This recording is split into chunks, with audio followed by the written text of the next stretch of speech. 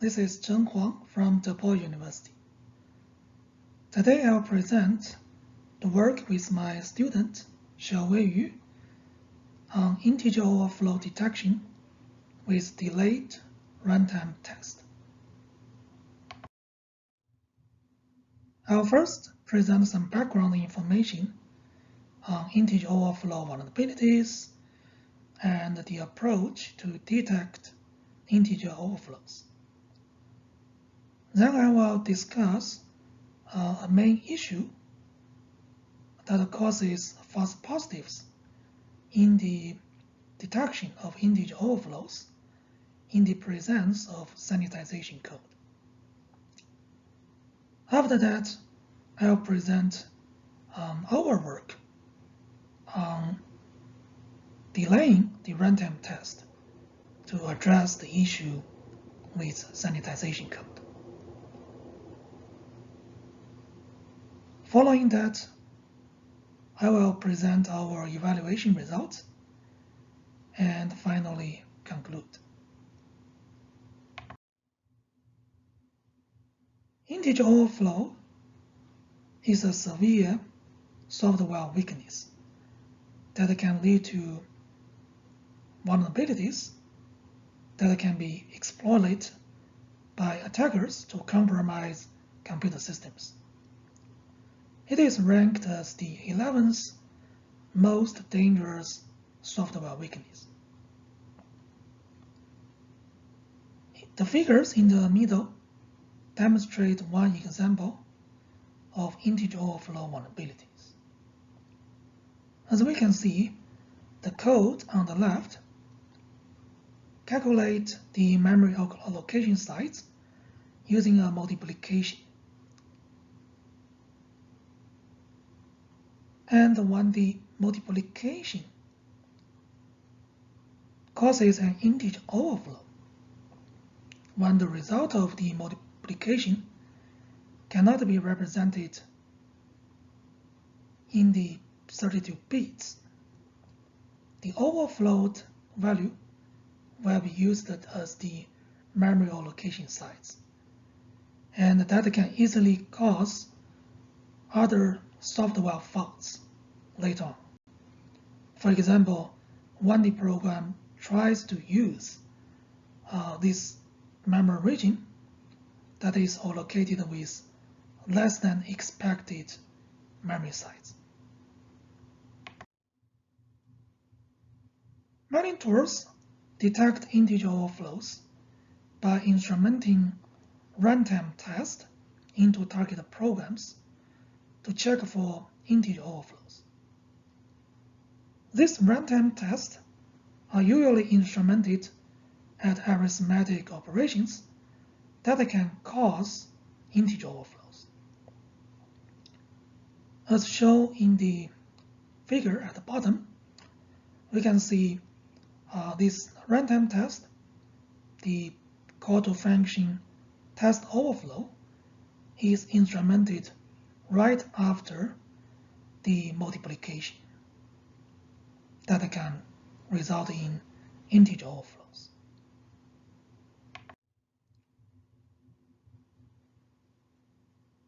This kind of runtime test can cause false positives in the presence of sanitization code, which is the code in the target programs that are placed to check for integer overflows by the developers of the programs. As the figure here shows, we can see the runtime test is implemented right after the multiplication of R and C. And after that, we can see there's an if statement placed by the developers of the program to check for integer overflows, which we call as sanitization code. Because the runtime test instrumented by integer overflow detection tools do not take into account the existence of such sanitization code. The runtime test would still report errors. Also, when the sanitization code can handle integer overflows. And this can cause many false positives.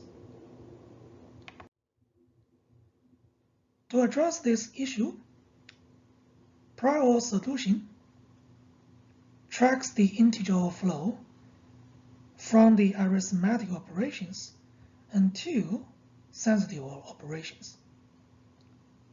It changes the overflowed value to a specific dirty value at the arithmetic operations, and then checks for this dirty value being used at the sensitive operations.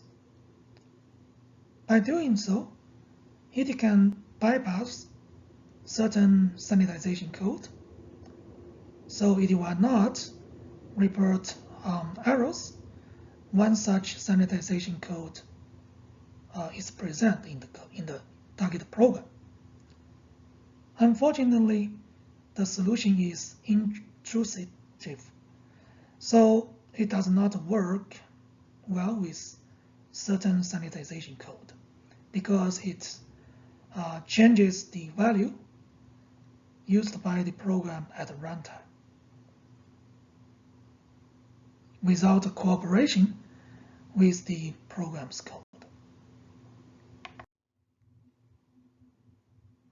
We propose unintrusive runtime test at the sensitive operations to address this limitation.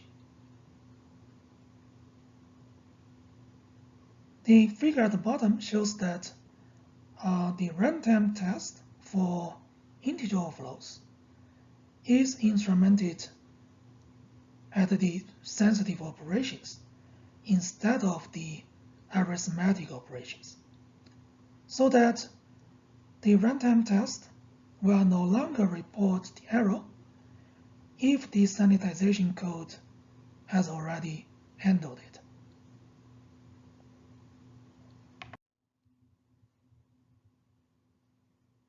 Our approach faces a couple of challenges, especially when we want to ensure that the runtime test at the sensitive operations have the same effect as if they were placed at the arithmetic operations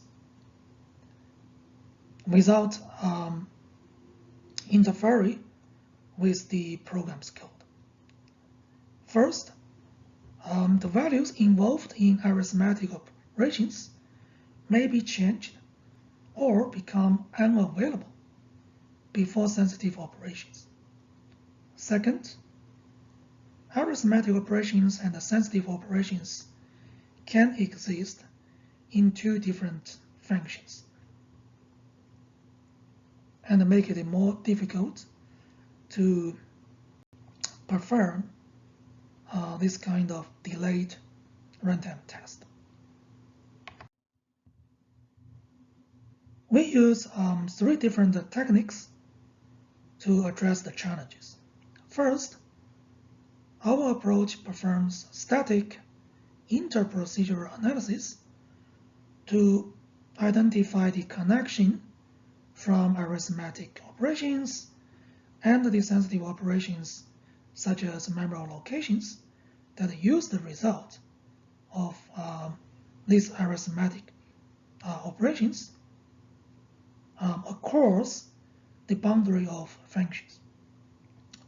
Second, we instrument test preparation code to preserve the values involved in these arithmetic operations by making copies of them. Third, our runtime test checks on the copies of these values at the sensitive operations so that the values will be the same as at the arithmetic operations. We have implemented a prototype of our approach for C and C++ programs, and we evaluate the prototype on 9 real-world integer overflow vulnerabilities. Our prototype successfully detects 8 of the vulnerabilities without false positives in the presence of sanitization code. For the remaining one vulnerability, the static interprocedural analysis cannot identify the connection between the arithmetic operation and the sensitive operation. So it doesn't instrument runtime test for that vulnerability. We also evaluate our prototype's runtime overhead. To compare against the prior work, we evaluate the runtime overhead on spec 2000 benchmarks, and we find that the average runtime overhead is 1.75 times.